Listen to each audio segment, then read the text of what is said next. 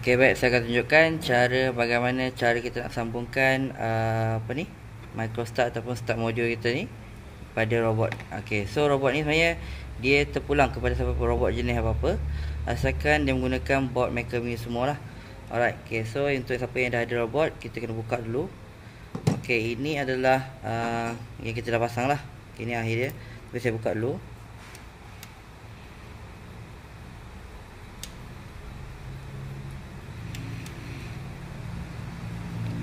Okey, baik. Okey, kita akan gunakan pin yang pada pin di sini.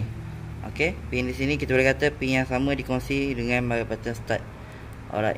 Okey, so kabel yang anda dapat macam ni. Okey, dan juga anda dapat microstart ni lah. Okey, apa yang perlu buat adalah yang ni kita akan potong. Okey, anda potong salah satu bahagian. Okey, potong. Okey, dan keluarkan dia punya wire. Okey, so gunakan pisau ataupun stripper. Okey, hati-hati kepada yang budak-budak yang perlu pantauan daripada cikgu-cikgu. Okey, keluarkan dia punya kabel.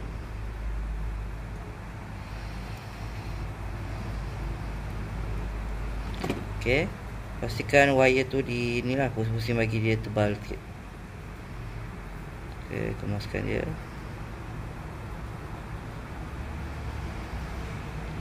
Okey, kemudian pasangkan di bahagian sini. Okey, anda boleh rujuk di atas ni ada label negatif, positif, S. Okey, maksudnya negatif warna hitam, positif warna merah, dan putih warna S signal lagi, iaitu warna putih. So pasang dan masukkan.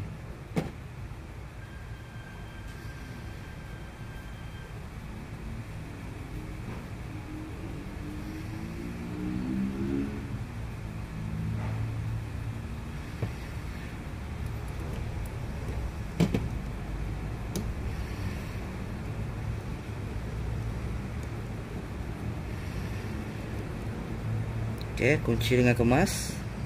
Okey, jangan terlalu kuat, jangan terlalu longgar. Okey, pastikan anda tarik tak cabut lah.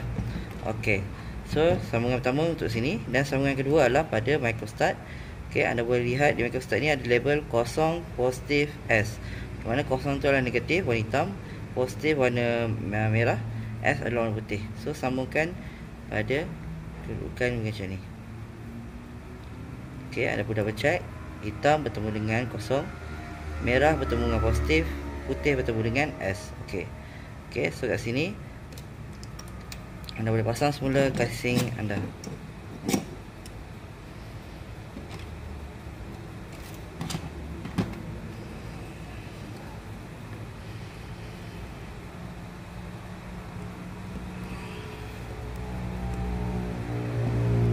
Okey, untuk siapa yang beli Microzuna ni, anda boleh kontak kami untuk dapatkan coding yang terkini ataupun yang latest coding, yang mana coding yang kita buat ni ada auto detect, sama ada anda menggunakan remote ataupun button. Okey, sekiranya anda menggunakan contohnya kita pasang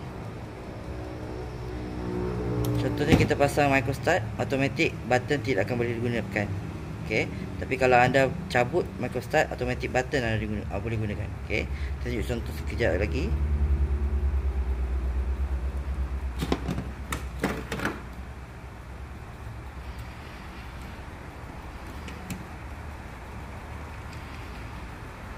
Okey, kecilan.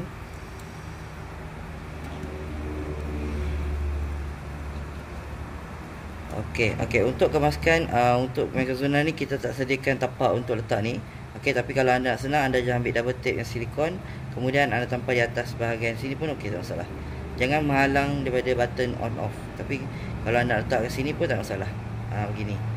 Alright. Saya tunjukkan contohnya. Okey, saya ulang balik semula. Bagaimana cara yang kita kata sekiranya saya pakai remote, robot akan auto detect kita menggunakan remote. Tapi sekiranya saya cabut remote, robot akan detect kita menggunakan button. Okey, ini hanya coding yang kita, siapa yang beli Microzuna ialah yang full set yang auto. Okey. Okey, contoh saya on. Okey. Saya tekan button 1 standby, 2 start. Okey, robot bergerak. Okey, dan 3 stop. Okey, macam tu. Okey, dan saya kena off balik. Okey.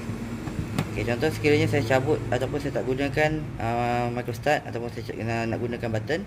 Okey, saya akan gunakan fungsi button tanpa upload coding. Okey, saya on. Okey, robot akan nyala. Okey, dan saya tekan satu button ni. Okey, dan 5 saat kemudian robot akan bergerak. Okey, robot gerak. Okey, so itulah penggunaan kita panggil 2 in 1 lah. Maknanya anda boleh menggunakan button, anda boleh menggunakan remote. Okey. Okey, sama juga kepada siapa yang gunakan RC, dia perlu tukar kepada mode 6. Okey, 6 iaitu high, low. Okey, dan bila on dia akan automatic enter kepada mode RC. Tapi untuk yang ni tak ada RC receiver, so dia tak ada RC lah. Okey. Okey, kalau tahu RC macam mana masuk, bila kita on je lampu akan blinking laju. Okey, itu menandakan RC mode. So kita tekan button ke remote ke takkan berfungsi. Tak akan berfungsi. Alright, okey, itu je. Okey, baik. Ada orang tanya bagaimana cara kita nak bind kita punya remote. Okey, contoh sekarang ni tadi remote saya pakai 123 ni kan. Okey, sekarang ni saya nak tukar kepada 123 yang ini, ataupun terpulanglah anda guna button mana-mana, tapi mengerujuk kepada remote anda lah. Pastikan remote yang stable lah. Okey. Okey, contoh yang anda perlu buat adalah anda boleh on. Okey, kemudian anda tekan button putih ini. Okey, button putih pada micro start ni sehingga lampu dia keluar lampu warna-warni. Okey, tekan. Okey, saya ulang balik dulu. Tekan.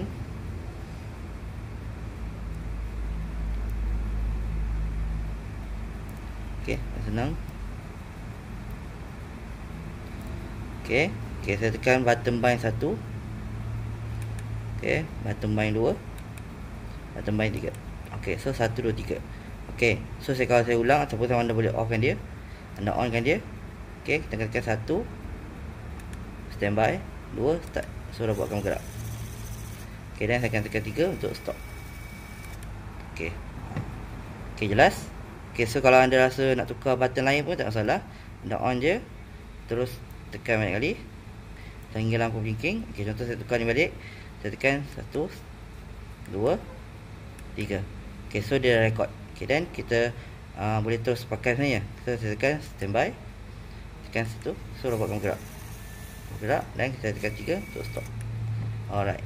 So far kita gunakan micro start daripada Cytron ni sangat stabil dan dia boleh guna banyak remote. Compare kalau sebelum ni kita pakai je semua punya. So dia ada remote jenis Sony saja. So yang ni kita boleh pakai remote yang mana yang berasaskan IR. So mesti kita try banyak remote yang boleh guna lah. Alright. Okay, so anda boleh cuba. Sekiranya ada masalah boleh bagi tahu lah kami. Untuk siapa yang memerlukan coding untuk Mechazoona, bagi tahu kami. Tapi yang lain itu anda perlu beli Mechazoona dulu. Okay. So sekian, terima kasih.